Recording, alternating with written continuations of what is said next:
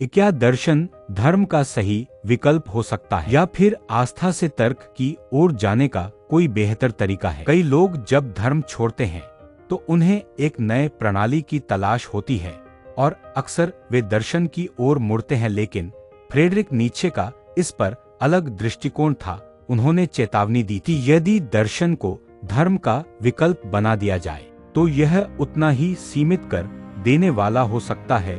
तो फिर सही रास्ता क्या है, आइए इसे समझते हैं। अपने एक लेख में नीत्शे इस विचार की आलोचना करते हैं कि दर्शन को केवल धर्म के विकल्प के रूप में इस्तेमाल किया जाना चाहिए। उनका मानना था कि दर्शन को धर्म जैसी जरूरतों को पूरा करने के बजाय उन्हें पूरी तरह से समाप्त करना चाहिए। लेकिन यह कैसे संभव है? उनका उत्तर था कला। आइए समझते हैं कि ऐसा क्यों। नीत्शे मानते थे कि धार्मिक विश्वास से वैज्ञानिक दृष्टिकोण की ओर बढ़ना आसान नहीं है। यह एक खतरनाक छलांग है।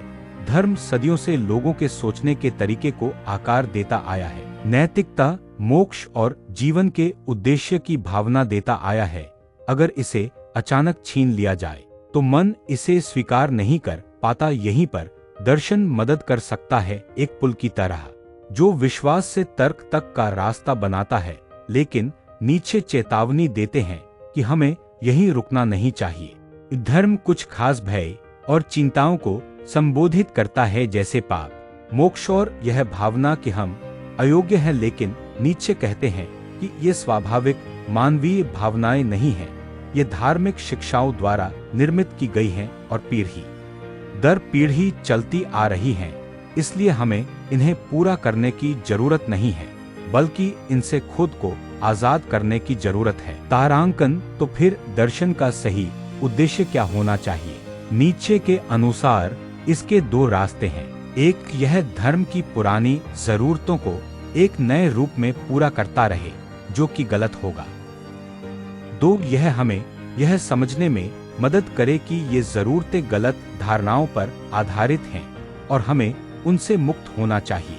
नीत्शे दूसरे विकल्प को पसंद करते हैं। उनके अनुसार सच्ची स्वतंत्रता का अर्थ है किसी नई विचारधारा में विश्वास करना नहीं, बल्कि विश्वास की आवश्यकता से ही मुक्त होना। तारांकन, लेकिन नीत्शे सुझाव देते हैं कि दर्शन के बजाय हमें एक और चीज पर ध्यान देना चाहिए। कला क्यों? क्योंकि कला हमें गहरी भावनाओं को व्यक्त करने, अस्तित्व से जुड़े सवालों का सामना करने और बिना किसी कठोर तात्विक विचारधारा के अर्थ खोजने की अनुमति देती है। चाहे वह संगीत हो, साहित्य हो या चित्रकला, कला हमें भावनात्मक राहत देती है और वैज्ञानिक सोच की ओर बढ़ने का एक आसान रास्ता बनाती है। तो इसका आज के दौर में क्या अर्थ है? क्या हमें दर्शन को छोड़ देना चाहिए? नहीं, लेकिन हमें इसे धर्म का विकल्प बनाने से बचना चाहिए। इसके बजाय हमें बौद्धिक स्वतंत्रता की ओर बढ़ना चाहिए और आस्था से तर्क की ओर बढ़ने के इस सफर में कला हमारी सबसे अच्छी साथी हो सकती है। आपका क्या विचार है? क्या इंसान को हमेशा किसी विचारधारा की जरूरत होती है, या क्या हम बिना किसी विश्वास प्रणाली के भी जी सकते हैं?